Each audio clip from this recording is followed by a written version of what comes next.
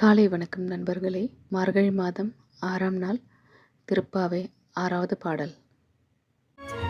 உள்ளும் சிலம்பினகான் புல்லரையன் கோயிலில் வெள்ளை வெளிச்சங்கின் பேரரவம் கேட்டிலையோ பிள்ளாய் எழுந்திராய் பேமுலை நல்ஜுண்டு கள்ளச்சகடம்